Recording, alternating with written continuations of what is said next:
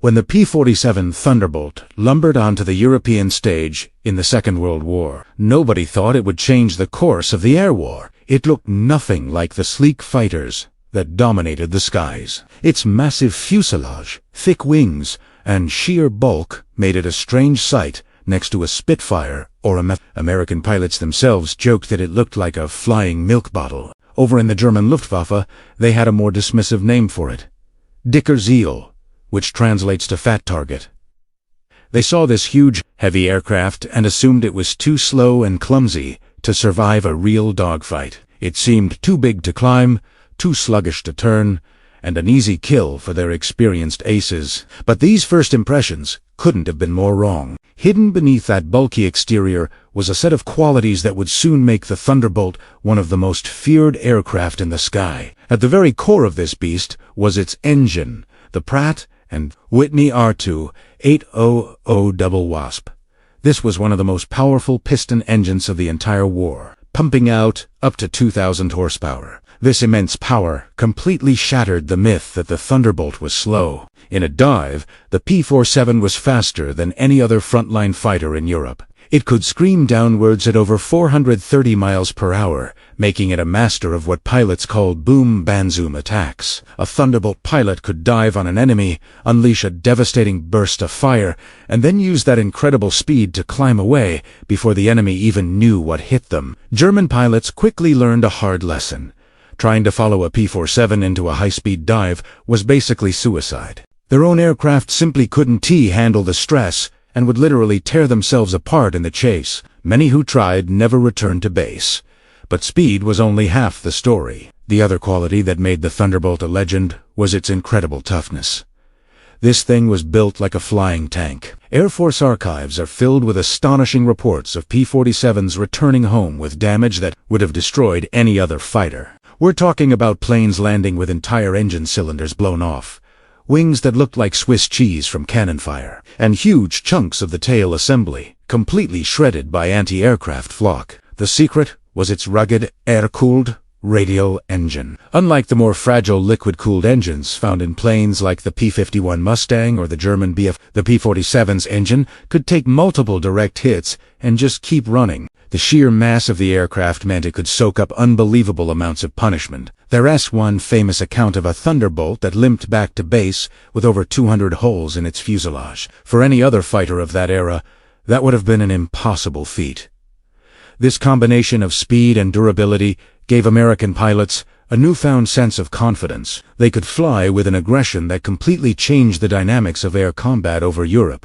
The plane that was once mocked as a fat target had become a flying battering ram. It could outdive, outgun, and, most importantly, outlast the very best the Luftwaffe had to offer. As the Allies pushed their daylight bombing raids deeper and deeper into Germany, the Thunderbolt's role became even more critical. Early models didn't have the best range, but the introduction of external drop tanks was a complete game. Suddenly, these formidable fighters could escort B-17 and B-2, 4 bombers, all the way to their targets and back. German interceptors, used to having a free run at the bombers, now had to fight their way through swarms of heavily armed American escorts just to get a shot. And when they did fight, the Thunderbolt's firepower was overwhelming. It was armed with 8 50-caliber machine guns, 4 in each wing. This was more firepower than any other American fighter, and it was absolutely devastating. A single, short burst from those 8 machine guns could tear a German fighter to pieces or inflict crippling damage on a larger bomber. The sheer volume of lead it could throw was terrifying. This brutal firepower, combined with its high-speed diving ability, made the Thunderbolt perfect for hit-and-run tactics. A P-47 pilot could scream down from above, unleash a torrent of bullets, and be gone before the enemy could react. Luftwaffe pilots who had once prided themselves on their superior maneuverability in a classic dogfight now found themselves being hunted by an aircraft that could dictate the terms of every single engagement. They could run, but they couldn't hide. The Thunderbolt was changing the rules of air combat, one mission at a time. But the P-47's evolution didn't stop there. As the war progressed, it found a second calling that was perhaps even more impactful: ground attack. By 1944, the Thunderbolt had transformed into one of the most effective flying artillery platforms of the war. Pilots began loading them up with bombs, high-velocity rockets, and even They became tank busters, train wreckers, and convoy from the beaches of Normandy all the way to the final push into Germany.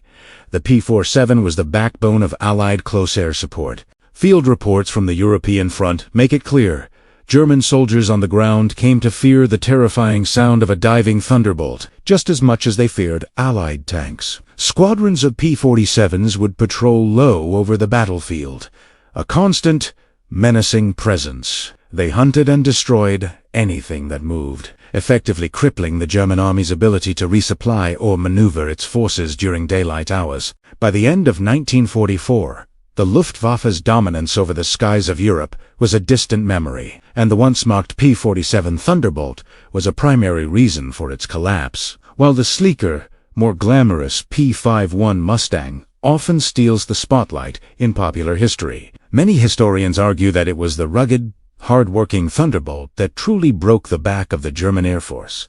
The P-47 was there from the beginning of the long-range escort missions, grinding down the experienced German aces day after day. It absorbed the losses and paved the way for total Allied air superiority. The Mustang was a phenomenal fighter, but the Thunderbolt did the heavy lifting, clearing the path for the final victory. It was the workhorse, the brawler, the unstoppable force that wore down the enemy through sheer power and persistence. In the end, the nickname the Germans gave it, Fat Target, became a perfect, ironic testament to how badly they had misjudged this incredible aircraft. It was anything but an easy kill. Its powerful engine, its legendary resilience, its long-range escort capability, and its devastating power as a ground attack weapon all combined to make it one of America's greatest wartime aircraft. It became one of the most feared machines in the sky, a symbol of American industrial might and combat effectiveness. The story of the P-47 Thunderbolt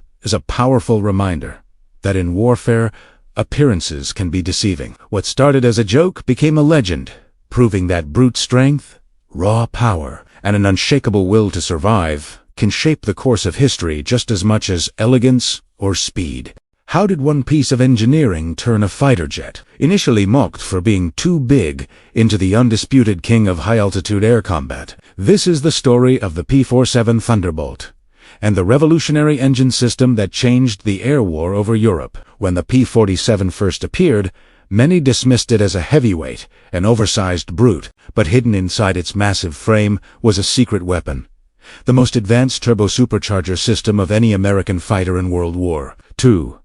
According to technical files from the National Air and Space Museum, the Thunderbolt's Pratt & Whitney R2A00 Wasp engine was a powerhouse. But it was the turbo-supercharger that unlocked its true potential. Unlike the mechanically driven superchargers common on other fighters, the P-47's system used exhaust gases to spin a turbine deep inside its rear fuselage. This unique design dictated the aircraft's large size, but it also fundamentally changed the rules of engagement in the skies. To truly grasp the Thunderbolt's advantage, you have to understand the importance of altitude. The entire U.S. strategic bombing doctrine was built on high-altitude daylight raids. B-17s and B-24s flew at 25,000 to 30,000 feet, where the air is thin and icy. At these heights, most fighter engines suffered a catastrophic loss of power. Even the fearsome German Bf-109s and FW-190s could reach these altitudes, but they struggled to fight effectively once they got there. Their engines were starved of oxygen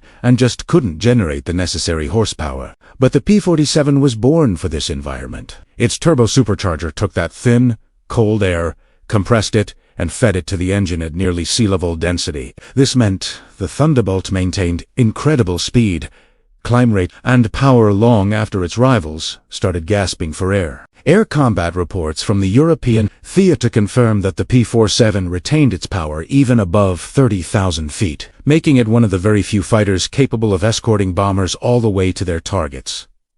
Now, this system was incredibly complex. It needed long ducts running from the engine at the front, all the way to the turbine in the tail, and then back again. This is why the Thunderbolt had that famously huge body. It wasn't overbuilt. It was meticulously engineered around its turbos. This added weight and made maintenance a challenge. But the payoff was an unbeatable edge, where the air war was being decided. Airman pilots, who at first laughed at the P-47, quickly learned to respect it. They were facing an aircraft that climbed and fought with astonishing authority at altitudes where their own machines were struggling to breathe. During the early escort missions of 1943, bomber crews repeatedly reported that the Thunderbolts were the only fighters that could still accelerate and aggressively chase down attacking Luftwaffe interceptors near maximum altitude. Luftwaffe records, cited by researchers at the Imperial War Museum, show a growing frustration among German pilots. Their Bf-109G models lost critical power above 25,000 feet. The FW-190A, one of the war's most formidable fighters, was even more handicapped at these heights, often forced to dive just to gain enough speed for an attack run. The P-47, in stark contrast, had power to spare. This advantage wasn't just theoretical. It delivered lethal results. Thunderbolt pilots could climb rapidly to intercept German fighters before they even reached the bomber formations. They could position themselves above the enemy, dive with incredible speed, and then use their superior power to zoom right back up into the thin air, a maneuver that would leave their opponents floundering. The P-47's diving speed became legendary. The turbo supercharger kept the engine delivering thrust even in a steep dive, pushing the plane to speeds that would tear other aircraft apart. German pilots learned the hard way that following a Thunderbolt into a dive was often a fatal mistake. The P-47, with its astonishing strength, simply shrugged off the strain. Another decisive factor was, in high-altitude flight burns a massive amount of fuel. But because the P-47's supercharged engine operated so efficiently in the thin atmosphere, it could sustain long,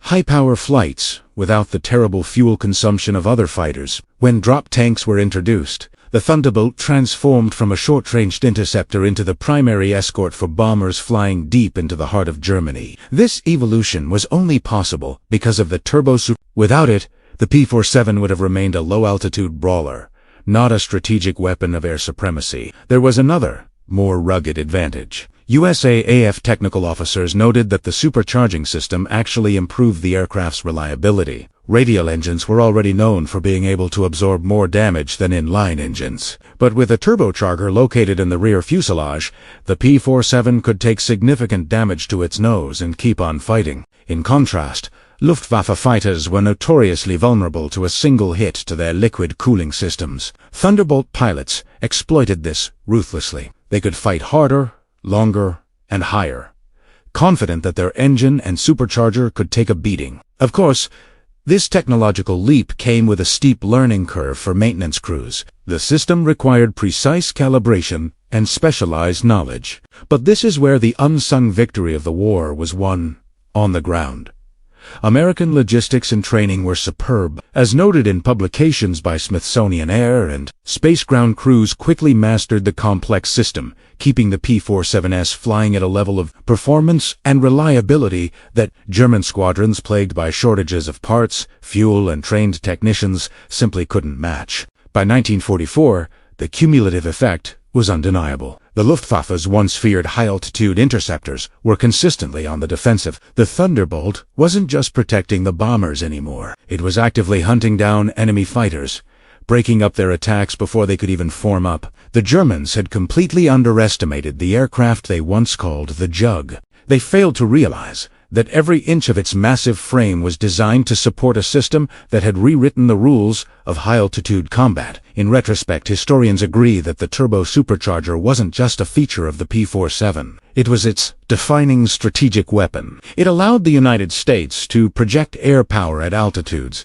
where the Luftwaffe was at its weakest. It gave American pilots the confidence and the capability to challenge German aces on their own terms, in their own skies. What began as a bold engineering gamble became one of the most decisive technological advantages of the entire Allied air campaign, with its supercharged engine roaring effortlessly above 25,000 feet. The P-47 Thunderbolt turned the thin, cold air of Europe into a battlefield where Germany no longer held the upper hand. The very system that made the aircraft look oversized and awkward became the reason it dominated the skies, and a key reason the air war began to tilt, irreversibly, in favor of the Allies.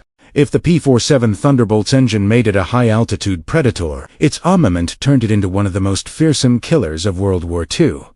The Thunderbolt wasn't just armed, it was overarmed.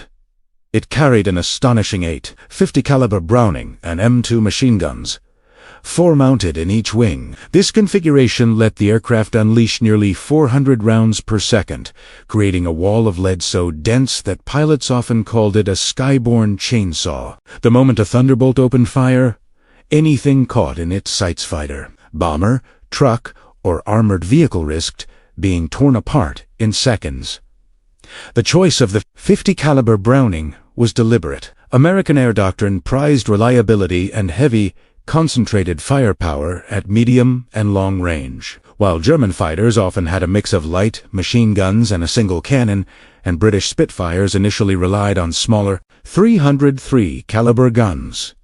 The American .50 cal stood in a class of its own. Its kinetic energy, range, and armor-piercing ability made it the perfect weapon for both air superiority and ground attack. On the Thunderbolt, the guns were harmonized to converge into a single, overlapping kill zone. This meant even a short burst could rip the wings off a Messerschmitt Bf 109 or shatter the fuselage of a Focke-Wulf 190. Combat reports from Europe described the pure psychological shock these guns produced. Luftwaffe pilots often underestimated the bulky Thunderbolt. At first glance, until they found themselves under fire, a single half-second burst could send a stream of incendiary, armor-piercing, and tracer rounds slicing through an enemy aircraft. Pilots recounted seeing German fighters literally disintegrate in midair, pieces spiraling away as the sheer volume of fire shattered their structures. Gun camera footage from the U.S. Army Air Forces shows it all. Bf 109s losing wings, FW-190s erupting in flames, and Ru-88 bombers breaking apart after a single, devastating pass. But the real horror for the Axis began when the P-47 turned its guns toward the ground. Starting in 1944, the Thunderbolt became a dual-role monster. Part escort fighter, part ground attack titan. Its 8 Brownings, often augmented with bombs and rockets, made it one of the most destructive ground assault platforms of the war. The results were devastating. Thunderbolts strafed vehicle convoys, ripping open fuel trucks and ammunition carriers, causing massive secondary explosions that obliterated entire columns. Supply trains, the lifelines of the German war machine, were routinely torn to shreds. The concentrated .50 caliber fire tore through rail cars, locomotives, and even lightly armored vehicles with ease. German soldiers on the Western Front grew to dread the distinctive roar of a Thunderbolt's dive. When a P-47 squadron arrived overhead, guns blazing, troops scrambled for cover, but it was often too late. Eyewitness accounts collected after the war tell stories of infantrymen watching .50 caliber rounds punch clean through truck engines, shred railway ties, and carve deep, smoking scars into the earth. Even armored vehicles weren't entirely safe, while the .50 cal couldn't penetrate the heavy frontal armor of tanks. The side and rear armor of Panzer IVs and lighter vehicles were vulnerable, and when incendiary rounds hit exposed fuel caps or ammunition stored on open-top half-tracks, the resulting fireballs destroyed the vehicles outright. What made the Thunderbolt truly exceptional was the sheer amount of ammunition it carried. With 3,400 total rounds on board, a pilot could make multiple strafing runs in a single mission. Even after escorting bombers deep into enemy territory, a Thunderbolt still had enough firepower to devastate ground targets on the flight home. This endurance made it indispensable during the Normandy campaign, the Battle of the Bulge, and the final Allied push into Germany. Ground commanders frequently requested Thunderbolt support because its sustained fire could break up counterattacks, destroy reinforcement columns,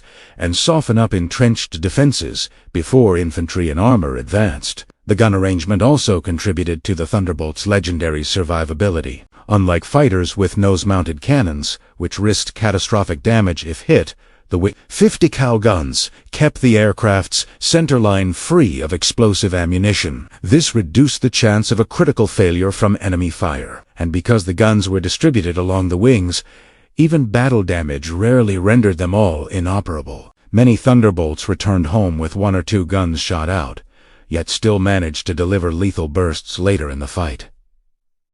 Pilots grew deeply attached to their firepower. Veteran ace Robert S. Johnson wrote that squeezing the trigger felt like unleashing the wrath of a dozen thunder gods, a sentiment echoed in countless memoirs. The constant, violent vibration of all 8 guns firing together became a signature sensation of Thunderbolt combat. In some cases, the recoil was so intense that the aircraft slowed momentarily or dipped slightly, yet its stability and weight ensured it remained an accurate gun platform even during such violent action. Outgunned and frustrated, Luftwaffe pilots, adapted by trying to avoid head-on fights with P-47s, sought to strike at bombers from above or behind, hoping to bypass the escorts. But as American fighter groups refined their tactics, Thunderbolt formations positioned themselves to intercept German attackers long before they reached the bomber stream. The 8 50 caliber guns, paired with the P-47's exceptional diving speed, allowed pilots to swoop in, fire a short, decisive burst, and disengage before the enemy could even respond. By late 1944, Thunderbolts were responsible for destroying thousands of German vehicles, trains, artillery positions, and aircraft. USAAF statistical summaries credit P-47 units with more ground attack kills than any other American fighter type. The aircraft's machine guns were instrumental in the collapse of German supply networks, the destruction of retreating divisions, and the crippling of the Wehrmacht's mobility across France, Belgium, and the Ruhr Valley. Historians today widely acknowledge that while the sleeker P-51 Mustang captured the public SA, it was the P-47 Thunderbolt armed with 8 relentless 50 caliber guns that delivered the overwhelming firepower needed to dismantle German resistance on both land and in the air. Its armament transformed it from merely a high-altitude escort into a weapon of total battlefield domination. In the end, those 8 Brownings were more than just guns. They were the backbone of a strategy that combined speed, power, and devastating firepower, turning the bulky Jug into the most formidable flying sledgehammer of the European war.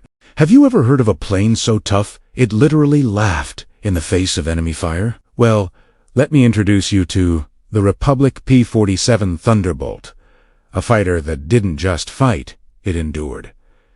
This wasn't just another plane in the Allied arsenal. It was a flying fortress in its own right, and its legendary toughness left the German Luftwaffe completely stunned. Imagine you're a seasoned German pilot, an ace with countless victories under your belt. You've honed your skills, you know your aircraft inside and out, and you've faced down Spitfires, Hurricanes, you name it. You spot an enemy fighter, big and bulky. You think, easy target. You line up your sights, squeeze the trigger, and watch your cannon shells and machine gun rounds tear into its fuselage and wings. You see flashes of impact, pieces of metal flying off. By all accounts, that plane should be a spiraling wreck, a plume of smoke plummeting to the earth. But it isn't. It just keeps flying. It might wobble. It might smoke a little. But it stays in the air, defiant. That was the experience of many Luftwaffe pilots when they first encountered the P-47 Thunderbolt. The shock and frustration among German aircrews became a common theme in post-war interviews and captured documents. The United States Army Air Forces compiled a series of historical studies, and what they found was astonishing. Airmen pilots, guys who were at the top of their game, were completely bewildered by the Thunderbolt's ability to absorb punishment. They'd report hitting it with everything they had, seeing what should have been catastrophic damage, only for the P-47 to turn around and continue the fight, or simply fly away. One Luftwaffe ace famously complained that his attacks just didn't have the same effect anymore. Think about the psychological impact of that. You're using the same tactics, the same guns that used to guarantee a kill, and now you're facing an opponent that seems almost indestructible. It's like punching a brick wall. It's demoralizing. They would pour 20mm cannon shells into a Thunderbolt, a type of ammunition designed to shred aircraft, and the P-47 would often just shrug it off and head for home. This wasn't a one-off fluke. It was a consistent, battle-proven characteristic of the aircraft. So, what made the Thunderbolt so incredibly tough? It all came down to its design philosophy. The designer, Alexander Kartveli, understood that in the brutal skies over Europe, a pilot's best chance of survival was a plane that could get them home even after taking a beating. The P-47 was big for a fighter, and that size was put to good use. It was built around a massive Pratt & Whitney R2800 double wasp radial engine. This engine was a beast, not just in terms of power, but in its resilience. Unlike the liquid-cooled engines found in many other fighters like the Spitfire or the Messerschmitt Bf 109, the P-47's engine was air-cooled. This was a huge advantage. A single bullet or piece of shrapnel could sever a coolant line in a liquid-cooled engine, causing it to overheat and seize within minutes. For the P-47's radial engine, you could literally shoot holes in it. And as long as the core components weren't destroyed, it would keep chugging along. There are countless stories of Thunderbolts returning to base, with entire cylinders blown completely off the engine block, oil streaming behind them, yet they still managed to land safely. The pilots would climb out, look at the mangled engine, and just shake their heads in disbelief. But it wasn't just the engine. The entire airframe was over-engineered for strength. The wings were robust. The control surfaces had redundant systems, and critical components were protected by armor plating. The cockpit itself was a veritable bathtub of armor, giving the pilots significant protection. The fuel tanks were self-sealing, a technology that used a rubber lining to automatically plug small punctures, preventing catastrophic fuel leaks and fires. This combination of a tough engine, a strong airframe, and protective systems created a plane that could sustain an incredible amount of damage. We're talking about P-47s coming back to base, riddled with hundreds of bullet holes. I've seen photos where the wings and tail look more like Swiss cheese than aircraft parts. There are documented cases of Thunderbolts that had huge sections of their tail surfaces shot away. Wings with gaping holes you could stick your head through, canopies shattered, and hydraulic systems failing. Yet, time and time again, the pilots managed to wrestle their crippled birds back to friendly territory. This durability had a profound effect on the air war. For the Allied pilots, it fostered immense confidence. They knew they were flying a plane that could take a hit and still give them a fighting chance to get home. This boosted morale sky-high. If you know your aircraft can absorb mistakes or unlucky shots, you're more willing to be aggressive, to press the attack, and to take risks that you wouldn't in a more fragile machine. This confidence was a weapon in itself. For the Germans, it was the opposite. It bred a sense of futility. They had to expend far more ammunition to down a single Thunderbolt compared to other Allied fighters. This meant they could engage fewer targets on a single sortie. They had to get in closer, stay on target longer, and expose themselves to greater risk from the P-47's own formidable armament of 8 50 caliber machine guns. When a German pilot saw a formation of Thunderbolts, they knew they were in for a tough, long, and dangerous fight. Let's look at some specific accounts. One famous story involves a P-47 pilot who was engaged by multiple German fighters. His plane was hit repeatedly. His controls were sluggish. His engine was sputtering, and his cockpit was filling with smoke. He was sure he was done for. But the plane kept flying. He managed to dive away, shaking off his pursuers, and flew for over an hour back to his base in England. When he landed, the ground crew counted over 200 separate holes in his aircraft. One of the main wing spars, a critical structural element, was nearly severed by a cannon shell. Any other plane would have folded in midair. Another account from a German pilot debrief described emptying almost his entire ammunition load into a P-47 at close range. He saw his shells striking the engine, the cockpit, and the wings. He reported the plane as destroyed. Later, intelligence confirmed that the same P-47, identifiable by its squadron markings, had landed back at its base. The German pilot was incredulous. He couldn't understand how it was possible. This legendary toughness earned the P-47 the affectionate nickname the Jug, short for Juggernaut. And it was a fitting name. It was a relentless, unstoppable force. It could escort bombers deep into enemy territory, absorb the attacks from interceptors, and then turn the tables and hunt the hunters all the way back to their own airfields. Its ability to survive meant that more experienced pilots lived to fight another day, passing on their knowledge and skills to the newer pilots, which was a critical factor in establishing Allied air superiority. So, when we talk about the great aircraft of World War II, the P-47 Thunderbolt holds a special place. It might not have been as nimble as a Spitfire, or as sleek as a Mustang, but it had a quality that was perhaps even more important in the attritional warfare of the skies: sheer, unadulterated toughness. It was a plane built to endure, a plane that shocked its enemies and saved its pilots. The Luftwaffe learned the hard way that to take down the Jug, you needed more than just a good aim. You needed a whole lot of luck. It was a testament to American engineering and a symbol of the rugged determination that helped win the war in the air.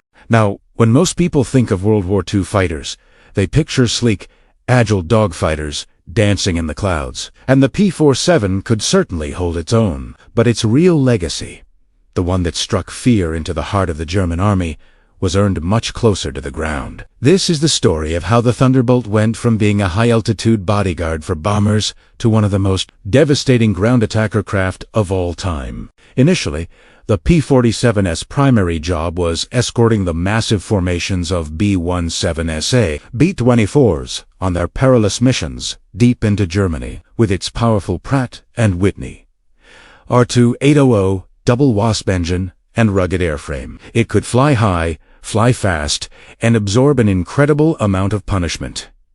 Its 8 .50 caliber machine guns gave it formidable firepower against enemy fighters like the Messerschmitt Bf 109 and the Focke-Wulf 190. For bomber crews, the sight of a squadron of Jugs, as they were affectionately known, was a welcome relief. They were the big brothers, the protectors who cleared the skies and ensured more bombers made it home. This was a crucial role, absolutely vital to the strategic bombing campaign that was weakening Germany's war machine from the inside out. But as the war progressed, an Allied air superiority became more and more established. A new question arose.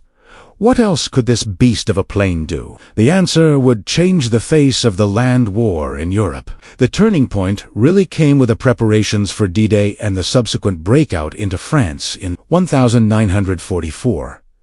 The Allied command needed a way to not just control the skies, but to directly support the troops on the ground. They needed an aircraft that could act as flying artillery, hitting the enemy where it hurt most: their supply lines, their armor, and their defensive positions. The P-47 was the perfect candidate. It was tough, it had a long range, and most importantly, it could carry a staggering amount of ordnance. Pilots who had been dueling fighters at 30,000 feet were now being trained for a completely different kind of warfare: low-level, high-risk ground attack. They were about to become masters of destruction, nicknamed Jabos, a German term for fight. Let's talk about what made the Thunderbolt so terrifying. A fully loaded P-47 could carry up to 2,500 pounds of bombs and rockets. That's more than half the bomb load of a B-25 Mitchell medium bomber from earlier in the war. Imagine this: a single-engine fighter plane screaming in at treetop level, armed with 10 5-inch high-velocity aircraft rockets, or a pair of 500-pound bombs, in addition to its 8 heavy machine guns. This wasn't just a nuisance for the German army. It was a cataclysm. A single pass from a squadron of Thunderbolts could obliterate an entire supply convoy, halt an armored counterattack in its tracks, or silence a stubborn anti-tank position that was holding up the Allied advance. The psychological impact was just as significant as the physical destruction. German soldiers lived in constant dread of the Jabos. The operational reports from the U.S. 9th Air Force in 1944 read like a highlight reel of devastation. These pilots weren't just hunting for targets of opportunity, they were systematically dismantling the German war machine on the Western Front.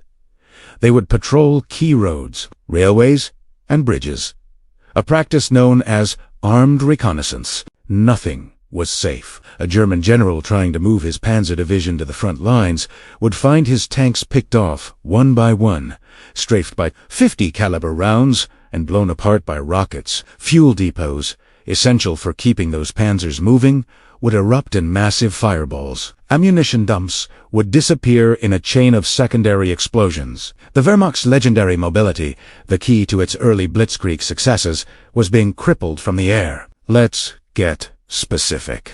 One of the most feared German weapons on the battlefield was the Panther tank. It had thick, sloped armor and a powerful 75mm gun that could outrange Allied Sherman tanks. On Tegron, it was a formidable foe.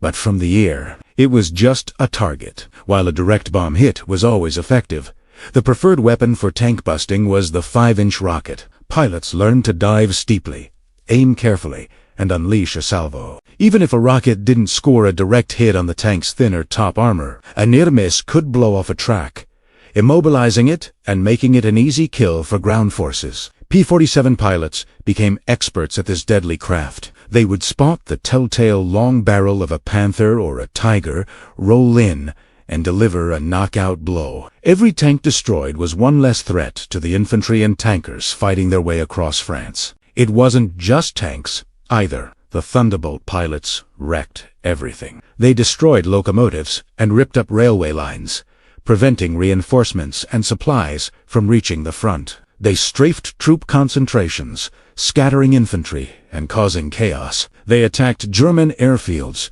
destroying aircraft on the ground before they could even take off. In the Battle of the Bulge, when the weather finally cleared, it was the P-47S and other fighter bombers that turned the tide, savaging the exposed German armored columns that had made such dangerous initial gains. They were the cavalry, arriving not on horseback, but on wings of steel, unleashing a storm of fire and explosives. The German offensive, which had relied on speed and surprise, literally ran out of gas. In large part because P-47s had systematically destroyed their fuel trucks and supply depots. Think about the skill and courage this required. Unlike high-altitude combat, ground attack meant flying low and slow, right into the teeth of enemy anti-aircraft fire. Every tree, every church steeple, every hedgerow could hide a German machine gun or a 20mm flak cannon. These pilots were flying through a hornet's nest of ground fire on every single mission. The ruggedness of the P-47 was legendary. There are countless stories of pilots nursing their jugs back to base, with cylinders shot out, huge chunks of the wing missing, and the fuselage riddled with holes. The plane could take an incredible beating and still bring its pilot home. This survivability gave the pilots the confidence to press their attacks, to go low, to make sure their bombs and rockets hit their mark. They trusted their machine, and that trust was paid back in full, time and time again. So, the P-47 Thunderbolt story is really a tale of two wars. The first was the Heil-Tutud battle for air supremacy, a vital but often unseen struggle. The second was the brutal, visceral fight at ground level, a war of mud, steel, and fire. The Thunderbolt excelled at both, but it was in its second role, as a battlefield wrecker, that it carved its name into history. It wasn't just a fighter. It was a force of nature that crippled the Wehrmacht's ability to fight. By destroying its supplies, its armor, and its mobility, the P-47 didn't just support the ground troops, it accelerated the end of the war in Europe. It proved that a rugged, powerful, and versatile design could adapt to the changing needs of the battlefield and become one of the most effective weapons of the entire conflict. A true legend of the skies, and a nightmare for those on the ground below. After the D-Day landings, the skies over Normandy belonged to the Allies, and one aircraft in particular became the undisputed king of tactical air power, the Republic P-47 Thunderbolt. This wasn't just a fighter, it was a flying tank, a versatile war machine that would systematically dismantle the German war effort from the air. Imagine the scene. June 1944. Allied boots are on the ground, pushing inland through the dense hedgerows of Normandy. Every step forward is a brutal fight. But high above, a different kind of battle is being waged. And it's one the Allies are decisively winning. The P-47 Thunderbolt, often called the Jug by its pilots for its distinctive, robust shape, was at the forefront of this aerial onslaught. U.S. military archives and reports from sources like the BBC paint a vivid picture of the Thunderbolt's dominance. Its primary mission shifted from high-altitude escort to ground attack, and it excelled in this new role. The aircraft was heavily armed with 8 .50 caliber machine guns, capable of shredding anything they hit. But its real punch came from its ability to carry a staggering payload of bombs and rockets, sometimes exceeding that of early light bombers. As Allied divisions fought their way through France, P-47s became their guardian angels. They were the ultimate force multipliers. A single squadron of Thunderbolts could halt an entire German panzer division in its tracks. The strategy was simple yet brutally effective. Interdict. The goal was to cut off the German front lines from their supplies and reinforcements. P-47 pilots flew what they called armed reconnaissance missions. They would roam deep behind enemy lines, hunting for targets of opportunity. Nothing was safe. German supply convoys, desperately trying to reach the front under the cover of darkness or camouflage, were spotted and obliterated. A column of trucks could be turned into a line of flaming wreckage in a matter of seconds. The machine guns were devastating against soft-skinned vehicles, and a well-placed bomb could take out a tank or a fortified position. Rail lines were a primary target. A train carrying tanks, ammunition, or troops was a high-value prize. Thunderbolt pilots became experts at train busting. They would swoop down, strafing the locomotive to stop the train before dropping bombs on the wagons, causing catastrophic explosions and blocking the tracks for days. Bridges were another critical choke point. Destroying a bridge could isolate entire German units, leaving them without supplies or a route of retreat. P-47s would use precision bombing and rocket attacks to knock out key crossings over rivers, like the Seine and the Loire, effectively trapping German forces in the Normandy pocket. This relentless pressure from the air had a profound psychological impact on German soldiers. The constant threat of an attack from the sky was terrifying. The distinctive whine of the Thunderbolt's supercharger was a sound that instilled dread. Soldiers on the ground felt helpless, knowing that at any moment a jug could appear over the horizon and unleash a storm of fire and steel. They called these fighter bombers jabots, a slang term for jagged bomber, and their presence was a constant, demoralizing factor that crippled morale. What about the Luftwaffe? Germany's air force, which had once terrorized Europe, was now a shadow of its former self. By the summer of 1944, the Luftwaffe was outgunned, outnumbered, and running critically low on experienced pilots and fuel. Allied fighter sweeps, led by P-47s and P-51 Mustangs, actively hunted German aircraft. Many Luftwaffe planes were destroyed on the ground before they could even take off. Airfields were relentlessly bombed and strafed, making it nearly impossible for the Germans to mount an effective aerial defense. When the Luftwaffe did manage to get airborne, they faced overwhelming odds.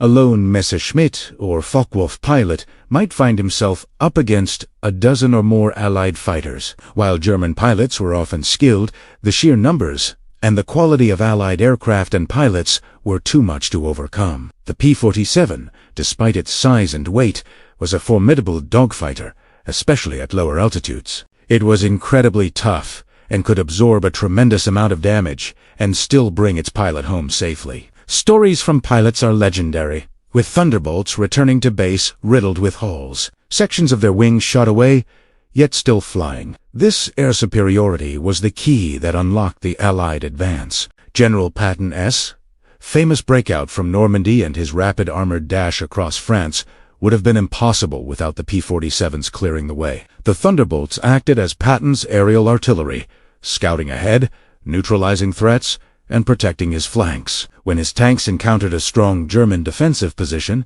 they could call for air support, and within minutes, a flight of P-47s would be on the scene to soften up the target. This close air support was revolutionary, a seamless integration of air and ground power that the Germans simply could not counter. The effectiveness of the Thunderbolt is backed up by hard data. In the final year of the war in Europe, P-47s were credited with destroying an incredible number of enemy assets. We're talking about thousands of trucks, armored vehicles, and locomotives, not to mention hundreds of bridges, supply dumps, and enemy aircraft. The pilots of these machines were a special breed. Flying low and fast over enemy territory was incredibly dangerous. They faced intense anti-aircraft fire, or flak, which filled the sky with deadly black puffs of smoke. Every mission was a gamble, requiring immense skill, courage, and a bit of luck. The legacy of the P-47 Thunderbolt after D-Day is one of total air dominance.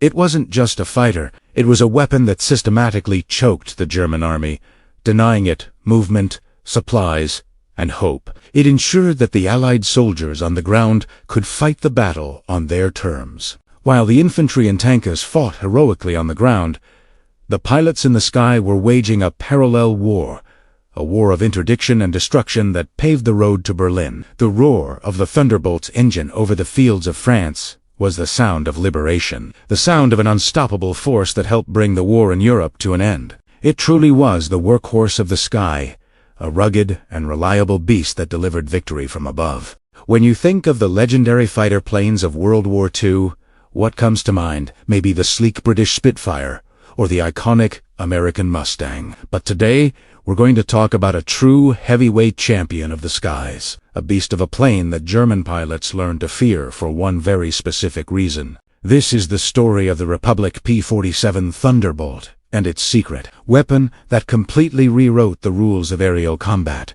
Now, imagine you're a Luftwaffe pilot in 1943, flying your nimble Messerschmitt Bf-109. You're one of the aces of the sky, confident in your machine and your skills. You spot an enemy formation, and you dive in for the attack. But suddenly, things go wrong. You've got an Allied fighter on your tail, and it's big, bulky, and looks like a flying jug. It's a P-47 Thunderbolt. Your training kicks in. The standard escape maneuver for a German pilot when tailed by a lighter, more agile fighter was simple. Push the stick forward and dive. Your Bf-109 or your Focke-Wulf 190 was designed for this. You could outdive most Allied planes, leaving them behind as you plummeted towards the ground at incredible speeds before pulling up and getting away.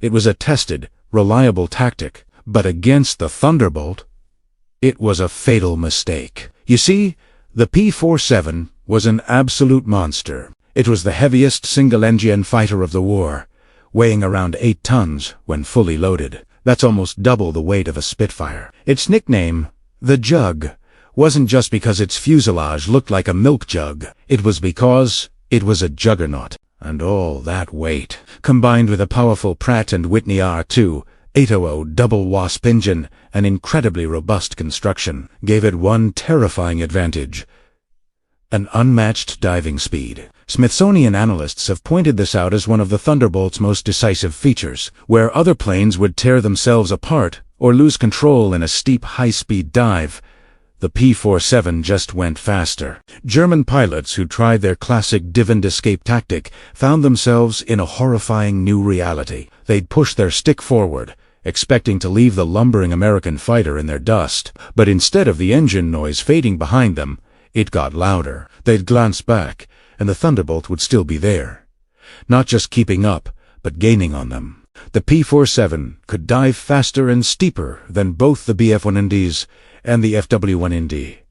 The hunter had become the hunted in his own backyard. The one place they felt safe, the vertical dive, was now a death trap. This fundamentally shifted the dynamics of dogfighting over Europe. The psychological impact on Luftwaffe pilots was immense. Their go-to escape plan was gone. This advantage wasn't just about speed. It was about stability. The Thunderbolt's sheer mass and strong airframe meant it remained a stable gun platform even at speeds exceeding 500 miles per hour in a dive. Pilots could still aim and fire their .850 caliber machine guns with deadly accuracy. While the German fighters were often struggling just to maintain control of their lighter aircraft at such extreme velocities, the P-47 could follow them down, line up the shot, and unleash a torrent of firepower. There was simply no escape. Famous German ace Günther Rauel noted that trying to dive away from a P-47 was suicide. It completely neutralized a key element of their combat doctrine. But the Thunderbolt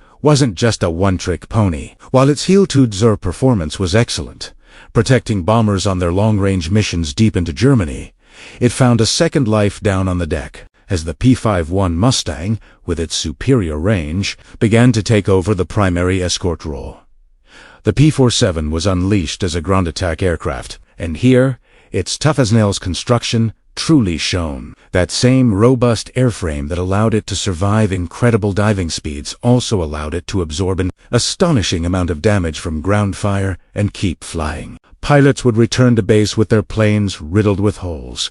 Sections of the wing shot away, yet the engine kept running and the controls kept working, armed with bombs, rockets, and those 8 devastating machine guns. The Jabbo, as the Germans called the fighter bombers, became a plague upon the German army. They strafed troop columns, obliterated supply trucks, and famously became legendary loco-busters, hunting and destroying trains with ruthless efficiency. They crippled German logistics, making it nearly impossible for them to move men and materials to the front lines. The Thunderbolt pilot Francis Gabby Gabreski, one of America's top aces, scored many of his victories in the P-47, proving its mettle as a pure fighter. But countless other pilots used its ruggedness to terrorize enemy forces on the ground, contributing just as much, if not more, to the eventual Allied victory. So, while the Mustang may get the glory for its sleek looks and long legs, never underestimate the bruiser of the skies,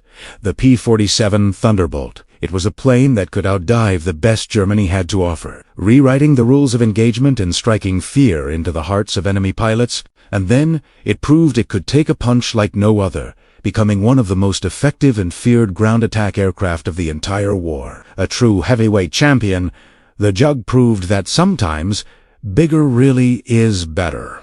Let's set the stage. Imagine you're a P-47 pilot in 1944, climbing into your cockpit. You're not just strapping into a machine of war. You're plugging into a massive, interconnected network. This network was the Allied secret weapon, and its backbone was the P-47's advanced radio equipment. Specifically, we're talking about the SCR 522 VHF radio. Now, VHF might just sound like technical jargon, but for the pilots of the 8th Air Force, it was a revolution. Before VHF, Allied pilots were using older high-frequency, or HF radios. These were notoriously unreliable, prone to static, and easily jammed by the enemy. Communication was often a garbled, frustrating mess, especially during the chaos of a dogfight.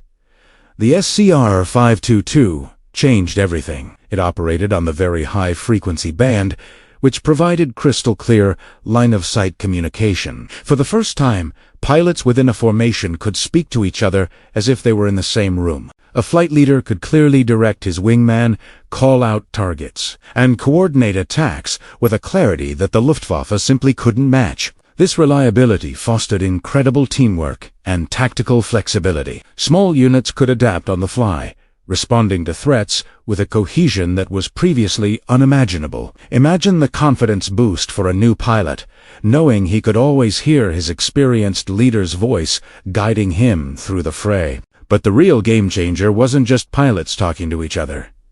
It was who else was listening and talking back. This is where Ground-Controlled Intercept, or GCI, comes into play. Along the coast of England, the Allies had established a sophisticated network of radar stations. These stations could detect incoming Luftwaffe formations from hundreds of miles away. But detection is only half the battle. The crucial next step was relaying that information to the fighters in the air. This is where the P-47's VHF radio proved its worth on a strategic level. The GCI controllers on the ground could see the entire aerial battlefield unfold on their radar scopes. They could see the German formations, their altitude, their heading, and their speed. And thanks to the crystal-clear VHF connection, they could talk directly to the P-47 group leaders, vectoring them for a perfect interception. It was like having an all-seeing eye guiding your fist. Instead of flying blind patrols, hoping to stumble upon the enemy, Thunderbolt groups were now precision-guided missiles. Let's paint a picture of how this worked in practice. A GCI station detects a large group of German fighters assembling over France to attack incoming B-17 bombers. The controller gets on the horn, not to a distant command center, but directly to the leader of a P-47 group already airborne. And orbiting over the English Channel, the controller would say something like, Vexor 180, Angels 20 bandits, at 30 miles, climbing.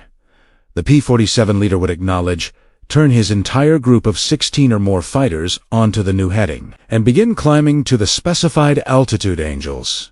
20 meaning 20,000 feet. The GCI controller would provide continuous updates, guiding the Thunderbolts into the most advantageous position for an attack, often from above and behind the enemy, out of the sun. This systemic advantage was something the Luftwaffe couldn't counter. As Allied bombing raids hammered German infrastructure, their communication lines became increasingly fragile. German pilots were often left to rely on pre-briefed plans and visual contact. They lacked the real-time, dynamic intelligence that their American counterparts enjoyed. Research from the Air Force Historical Research Agency highlights this disparity. While P-47s were operating as a cohesive, central, eye-directed force, Luftwaffe units were often fighting as isolated groups, unable to coordinate a large-scale response effectively. When their ground controllers could get through, the communication was often patchy and insecure. This integration of radar and radio allowed for the development of new, devastating tactics. One of the most effective was the Big Friend concept, where the 8th Air Force's fighters became the dedicated guardians of the heavy bombers. The P-47s, with their long range enabled by drop tanks, could accompany the bombers deep into Germany. The fighter groups would be staggered at different altitudes, creating a protective curtain of steel around the bomber stream. GCI would vector the highest flying groups to intercept German fighters before they could even get close to the B-178. If any attackers slipped through, the lower altitude groups would be there to engage them. This created a layered defense that was incredibly difficult for the Luftwaffe to penetrate. A German pilot hoping to attack a bomber would first have to fight his way through waves of well-coordinated, radar-directed Thunderbolts. The psychological impact on the German pilots was immense. They knew that every time they went up, they weren't just facing a single squadron. They were facing an entire integrated air defense system. Furthermore, this technological edge enabled large-scale formations and complex aerial maneuvers that were simply impossible without reliable communications. The 8th Air Force could orchestrate fighter sweeps involving hundreds of aircraft, all moving in a coordinated fashion toward a single objective. Group leaders could communicate with each other to deconflict airspace and time their attacks for maximum effect. This level of command and control on such a massive scale was unprecedented in the history of air warfare. Think about the contrast. A Luftwaffe squadron leader might be trying to yell instructions over a crackling, static-filled radio, his orders barely intelligible to his own wingman, let alone other squadrons. Meanwhile, his American counterpart is receiving calm, clear vectors from a ground controller with a god's eye view of the battle, while simultaneously directing his own flight with precise commands. It's an asymmetric advantage that goes far beyond the performance specs of an individual aircraft. The P-47 itself was the perfect platform for this role. It was stable, rugged, and could carry a huge amount of fuel and ammunition. But its greatest strength, in this context, was its ability to act as a node in this vast information network. The pilot was no longer just a lone warrior. He was an extension of a massive, intelligent system designed to find and destroy the enemy with ruthless efficiency. As the war progressed, this system only became more refined. The Allies learned to use their technological superiority to not only defend their bombers, but also to actively hunt and destroy the Luftwaffe. Fighter sweeps were no longer just about clearing a path. They became missions to annihilate German air power wherever it could be found, both in the air and on the ground. GCI would identify airfields where German fighters were refueling and rearming, and P-47s would be dispatched to strafe them into oblivion. This relentless pressure, orchestrated through the seamless link of radar and radio, broke the back of the Luftwaffe. They couldn't assemble, they couldn't coordinate, and they couldn't hide. The P-47 Thunderbolt, equipped with its superior radio, was the sharp end of the spear. But the spear itself was the entire Allied command and control network. It represents a pivotal moment in military history, where information became just as important as firepower. The victory in the skies over Germany wasn't just won by brave pilots in powerful planes. It was won by the quiet, calm voices of controllers on the ground and the invisible radio waves that connected them all. Imagine being a young Luftwaffe pilot in 1944. WWII had just a fraction of the training your predecessors received a few years earlier. You're thrown into the cockpit, your heart pounding, as you climb to intercept a massive formation of Allied bombers.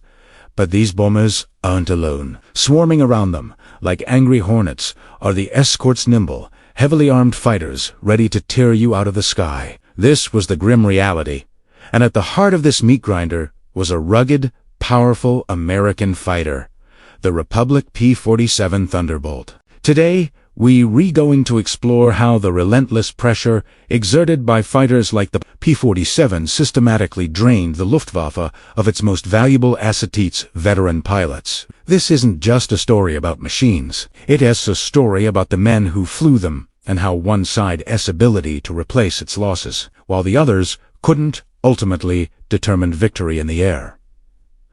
Let's set the scene. In the early years of the war, the Luftwaffe was a formidable force. Pilots like Adolf Galland, Werner im Elders, and Erich Hartmann became legends, racking up incredible numbers of victories. They were the Experten, the aces who had honed their skills over countless dogfights. These men were more than just pilots. They were mentors, leaders, and the backbone of their squadrons. Their experience was an institutional treasure, passed down to new recruits, shaping the tactics and fighting spirit of the entire Air Force. A veteran pilot knew how to conserve energy, when to attack, and more importantly, when to break off and survive. This knowledge was irreplaceable. But war is a relentless engine of consumption, and it consumes nothing more voraciously than human life. As the conflict dragged on, the Luftwaffe's pool of Experten began to shrink. Every experienced pilot shot down was a devastating blow.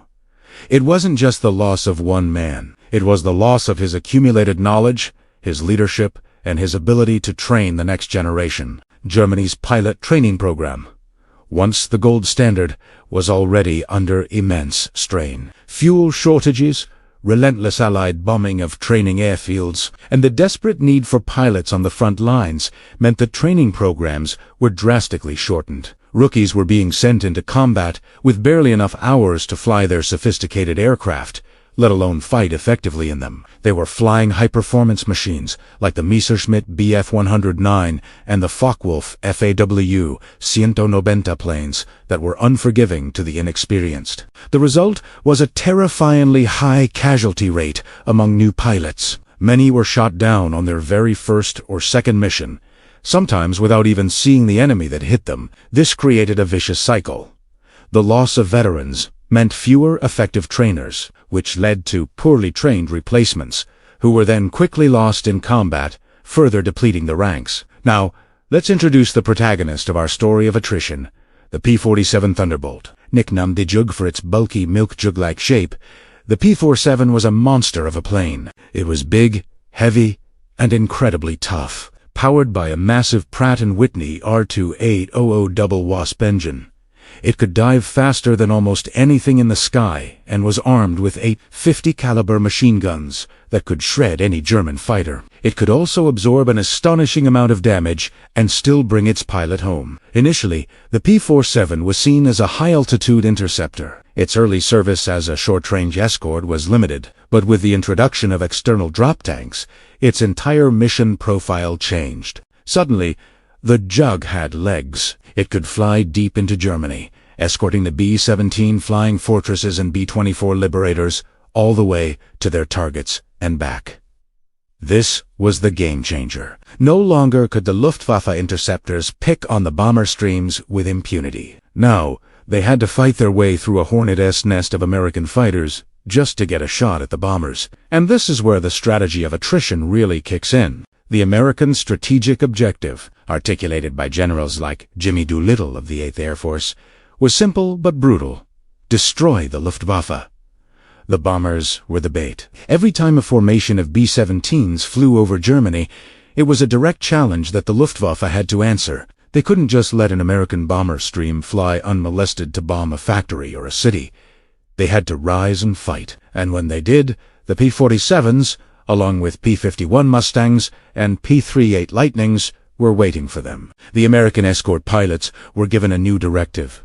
They were no longer tied to the bombers. Their primary job was to actively hunt and destroy German fighters. Once the enemy was engaged, they were free to pursue them, to break up their formations, and to shoot them down wherever they found them. This turned every bomber mission into a gigantic, swirling air battle that often stretched for hundreds of miles. For the Luftwaffe pilots, it was a nightmare. They would form up to attack the bombers, only to be ambushed by Thunderbolts diving from above. The P-47's sheer firepower was devastating. A short, well-aimed burst from its 8 machine guns was enough to turn a Bf-109 into a cloud of debris. Crucially, the Americans could afford this fight.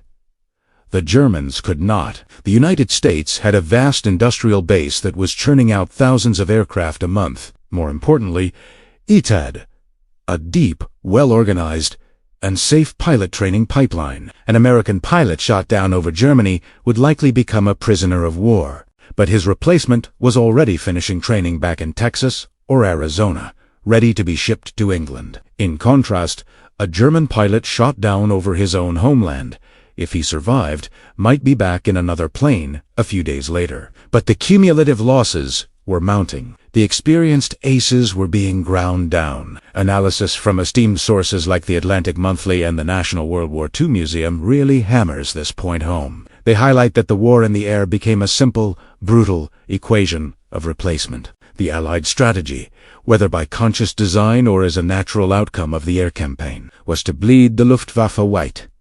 Every P-47 lost was replaceable. Every experienced German squadron leader lost was not.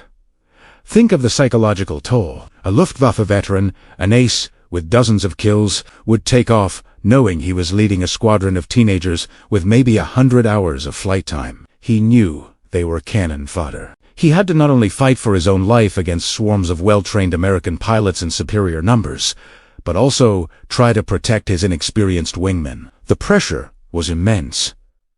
The P-47 excelled in this environment. Its ruggedness meant that even if a German pilot managed to land some hits, the Thunderbolt could often take the punishment and get its pilot home. American pilots flew with the confidence that their machine could take a beating. This wasn't always true for the German fighters, which, while agile, were often more fragile. So, every single day the bombers went up, the Luftwaffe had to make a choice. Do we send our dwindling force up to be mauled by the escorts, or do we let the bombers through to wreck our cities and industries? There was no good choice. They had to fight. And every time they fought, they lost pilots they couldn't replace. By the time of the D-Day landings in June 1944, the Luftwaffe was a shadow of its former self. It could mount sporadic resistance, but it was no longer capable of challenging the Allies for control of the air. The skies over Normandy were almost exclusively owned by the Allies, in no small part because the Luftwaffe S-Best had already been bled dry in the skies over Germany in the preceding months. The P-47 Thunderbolt, the rugged, hard-hitting Jug, was a central instrument in this process. It wasn't just a bomber escort. It was the blunt instrument that, mission after mission, chipped away at the foundation of the Luftwaffe's strength, its veteran pilots. The air war wasn't just won by bombing factories. It was won by systematically destroying the enemy's ability to fight. And in the brutal, attritional air battles of 1944, the P-47 Thunderbolt played a decisive and heroic role. It turned the air war into a battle of exhaustion that Germany was destined to lose. You know, sometimes the greatest heroes have the raucous starts. Take the P-47 Thunderbolt. When it first rolled out, a lot of pilots just weren't impressed. They looked at its massive battle-chested frame and thought, this thing is a pig. It was heavy, it was huge, and compared to the nimble Spitfires and Messerschmitts, it seemed like a clumsy giant. The early models had their share of teething problems, from canopy issues that could trap a pilot to engine troubles. Some pilots even gave it unflattering nicknames, calling it the Jug because it looked like a milk jug. It was a tough sell, this oversized American experiment. Many believed it would never be a match for the sleek, proven fighters of the Luftwaffe. They saw a ground attack plane, a bomber escort maybe, but a top-tier dogfighter? Not a chance. The Thunderbolt had a massive chip on its shoulder and a whole lot to prove. But under that bulky exterior beat the heart of a champion, the massive Pratt & Whitney R2800 double wasp engine. This 18-cylinder air-cooled radial engine was a marvel of engineering. A true powerhouse, pumping out over 2,000 horsepower, it could pull the 7-ton Thunderbolt through the sky at speeds over 400 miles per hour. This engine was the key to everything. It allowed the P-47 to climb like a rocket and, more importantly, to dive like a meteor. Luftwaffe pilots quickly learned to fear the sight of a P-47 high above them. They knew that if a Thunderbolt started to dive, there was almost no escape. The P-47 could reach incredible speeds in a dive, sometimes pushing the sound barrier, something its lighter opponents simply couldn't handle without ripping their wings off. The double wasp wasn't just powerful. It was also incredibly tough. Being air-cooled, it could absorb an astonishing amount of damage from enemy fire and keep running, bringing its pilot home when other planes would have fallen from the sky. This engine turned the unloved Jug into a fearsome predator. So, you've got this incredible engine, but what good is it without teeth? The P-47 wasn't just packing a punch, it was a flying arsenal. Its main armament consisted of 8 50-caliber M2 Browning machine guns, 4 in each wing. When a Thunderbolt pilot squeezed the trigger, they unleashed a terrifying hailstorm of lead. These guns could fire over 100 rounds per second, a concentrated stream of destruction that could shred enemy aircraft in a heartbeat. Imagine the sight. A German fighter, lining up a shot, suddenly finds its wings, fuselage, and engine being torn apart by a wall of 50-caliber rounds. It was devastating. But the firepower didn't stop there. The P-47 was a true fighter bomber. It could carry a staggering payload of up to 2,500 pounds of bombs, more than some early light bombers. Add to that 10 5-inch rockets, and you have a machine that could not only rule the skies but also wreak havoc on the ground. This versatility was a gift. One moment a P-47 could be tangling with a Focke-Wulf 190 high above, and the next it could be diving down to obliterate a train, a tank column, or an enemy airfield. The real test, of course, came in the skies over Europe. Initially, the Thunderbolt's primary role was bomber escort. Its job was to protect the massive formations of B-17s and B-24s on their dangerous missions deep into Germany. This is where the P-47's design truly shone. Its high-altitude performance, thanks to its turbo supercharger, meant it could meet the German interceptors at their own game high in the stratosphere. Its long range, especially with dropped tanks, allowed it to stay with the bombers all the way to the target and back, a feat that earlier fighters like the Spitfire couldn't manage. The German pilots, used to having a free run at the bombers once their short-range escorts turned back, were in for a rude awakening. Suddenly, these big, tough American fighters were there, waiting for them. The P-47 pilots developed specific tactics to leverage their strengths. They used their superior dive speed and energy retention to make boom and zoom attacks, diving on unsuspecting enemies, making a single, devastating pass, and then using their momentum to climb back to safety, leaving chaos in their wake. They proved that the Jug wasn't just a defensive player. It was a deadly offensive weapon. One of the most legendary Thunderbolt pilots was Francis Gabby. A Polish-American ace, Gabreski, embodied the aggressive spirit of the P-47 pilot. He wasn't just protecting bombers. He was actively hunting the hunters. Gabreski became America's top ace in the European theater with 28 confirmed aerial victories. His strategy was to take the fight to the Luftwaffe, to meet them head-on before they could even get close to the bombers. Another incredible ace was Robert S. Johnson. At one point, Johnson found himself alone, jumped by a swarm of German fighters. His P-47 was shot to pieces, his canopy was shattered, his hydraulic systems were gone, and he was wounded. His plane was riddled with over 200 holes from cannon and machine gun fire. Yet, the rugged airframe and the reliable double wasp engine held together. Johnson not only survived the encounter, but managed to shoot down 2 enemy aircraft in the process and fly his battered Thunderbolt all the way back to base. His story became a testament to the P-47's incredible toughness. These pilots, and thousands like them, proved that in the right hands, the Jug was the most formidable fighter in the sky. As the war progressed and the Allies gained air superiority, The P-47's role evolved. With fewer German fighters to battle in the air, the massive Thunderbolt squadrons were unleashed on ground targets. This is where the term fighter bomber truly came to life. They became the scourge of the German army, flying at treetop level. P-47s hunted anything that moved. They destroyed trains, halting the flow of supplies to the front lines. They strafed and bombed truck convoys, leaving behind trails of burning wreckage. They became brutally effective tank killers, using their rockets and bombs to knock out formidable German panzers. This relentless ground attack, known as job duty from the German Jagbomber, had a devastating impact on the Wehrmacht's morale and logistics. A German soldier on the front knew that the rumble of an approaching P-47 meant death from above. The Thunderbolt's ability to absorb ground fire and still press the attack made it perfect for this dangerous, low-level work.